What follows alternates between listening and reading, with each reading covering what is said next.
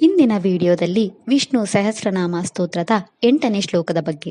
ಈ ವಿಡಿಯೋದಲ್ಲಿ ವಿಷ್ಣು ಸಹಸ್ರನಾಮದ 8ನೇ ಶ್ಲೋಕದ ಅರ್ಥವನ್ನು ತಿಳಿದುಕೊಳ್ಳೋಣ ಮತ್ತು ಈ ಶ್ಲೋಕವನ್ನು ಪಠಿಸುವುದರಿಂದಾಗುವ ಪ್ರಯೋಜನಗಳನ್ನು ಸಹ ನಾವು ತಿಳಿಯೋಣ.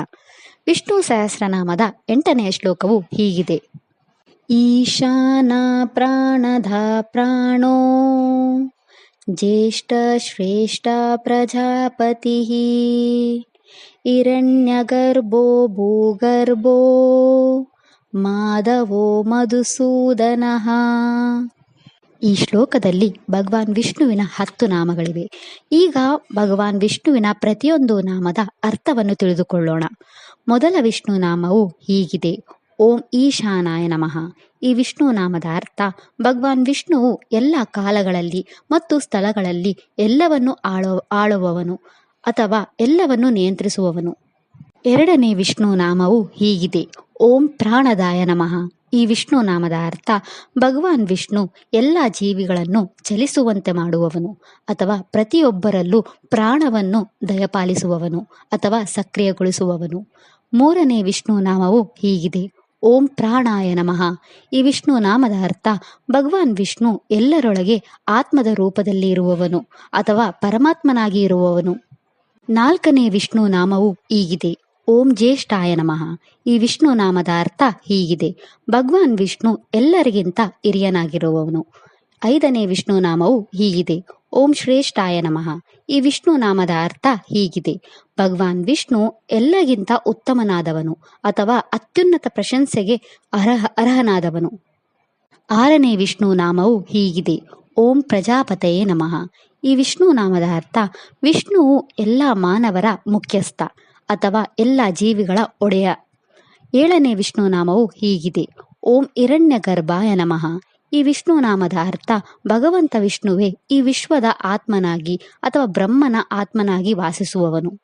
ಎಂಟನೇ ವಿಷ್ಣು ನಾಮವು ಹೀಗಿದೆ. ಓಂ ಭೂಗರ್ಭಾಯ ನಮಃ. ಈ ವಿಷ್ಣು ನಾಮದ ಅರ್ಥ ಹೀಗಿದೆ. ಭಗವಾನ್ ವಿಷ್ಣು ಭೂಮಿಯನ್ನು ತನ್ನೊಳಗೆ ಹೊತ್ತುವವನು ಮತ್ತು ಇಡೀ ವಿಶ್ವವನ್ನು ತನ್ನೊಳಗೆ ಹೊಂದಿರುವವನು. ಒಂಬತ್ತನೇ ವಿಷ್ಣು ನಾಮ ಹೀಗಿದೆ. ಓಂ ಮಾಧವಾಯ ನಮಃ. ಈ ವಿಷ್ಣು ನಾಮದ ಅರ್ಥ ಹೀಗಿದೆ. ಭಗವಾನ್ ವಿಷ್ಣು ಮಹಾಲಕ್ಷ್ಮೀ ದೇವಿಯ ಪತಿಯಾಗಿ ಮೌನ, ಧ್ಯಾನ ಮತ್ತು ಯೋಗದಿಂದ ಮಾತ್ರ ಸಾಕ್ಷಾತ್ಕಾರ ಹೊಂದಬಹುದಾದವನು. ಹತ್ತನೇ ವಿಷ್ಣು ನಾಮವು ಹೀಗಿದೆ. ಓಂ ಮಧುಸೂದನಾಯ ನಮಃ. ಈ ವಿಷ್ಣು ನಾಮದ ಅರ್ಥ ಭಗವಾನ್ ವಿಷ್ಣು ಅಸುರ ಮಧುವನ್ನು ವಧೆ ಮಾಡಿದವನು. ವಿಷ್ಣು ಸಹಸ್ರನಾಮದ ಈ 8ನೇ ಶ್ಲೋಕವು ಭಗವಾನ್ ವಿಷ್ಣುವು ಎಲ್ಲ ಕಾಲಗಳಲ್ಲಿ ಮತ್ತು ಎಲ್ಲ ಸ್ಥಿತಿಗಳಲ್ಲಿ ಎಲ್ಲದರ ಅಧಿಪತಿ ಎಂದು ಹೇಳುತ್ತದೆ. ಭಗವಾನ್ ವಿಷ್ಣುವು ಎಲ್ಲ ಜೀವಿಗಳಿಗೆ ಜೀವವನ್ನು ನೀಡುತ್ತಾನೆ ಮತ್ತು ಶಾಶ್ವತ ಸ್ವರ್ಗೀಯ ಜೀವಿಗಳ ಜೀವಶಕ್ತಿಯಾಗಿದ್ದಾನೆ. ಅವನು ಅತ್ಯಂತ ಪ್ರಶಂಸೆಗೆ ಅರ್ಹ ಮತ್ತು ನಿರಂತರವಾಗಿ ಪೂಜಿಸಲ್ಪಡುತ್ತಾನೆ. ಅವನು ತನ್ನ ಶಾಶ್ವತ ವಾಸಸ್ಥಾನವಾದ ವೈಕುಂಠದಲ್ಲಿ ವಾಸಿಸುವ ಪರಮಪ್ರಭು. ಭೂಮಿಯನ್ನು ತನ್ನೊಳಗೆ ಇಟ್ಟುಕೊಂಡು ಅದನ್ನು ಉಳಿಸಿಕೊಳ್ಳುವವನು. ಅವನು ಲಕ್ಷ್ಮೀದೇವಿಯ ಪತಿಯಾಗಿ ಮತ್ತು ರಾಕ್ಷಸ ಮಧುವಿನ ನಾಶಕನಾಗಿದ್ದಾನೆ. ಈ ಶ್ಲೋಕವನ್ನು ಭಕ್ತಿಯಿಂದ ಪಠಿಸುವುದರಿಂದ ಎಲ್ಲ ರೀತಿಯ ಭಯಗಳಿಂದ ರಕ್ಷಣೆ ಸಿಗುತ್ತದೆ ಎಂದು ಹೇಳಲಾಗುತ್ತದೆ. ಈ ಶ್ಲೋಕವನ್ನು ಪಠಿಸುವುದರಿಂದ ನಮ್ಮ ಆಯುಷ್ಯ ಮತ್ತು ಆರೋಗ್ಯ ಸುಧಾರಿಸುತ್ತದೆ. ನಮ್ಮ ಜೀವನದಲ್ಲಿ ಗೌರವ ಮತ್ತು ಶುಭ ಕಾರ್ಯಗಳು ಯಶಸ್ವಿಯಾಗಿ ನೆರವೇರುತ್ತವೆ.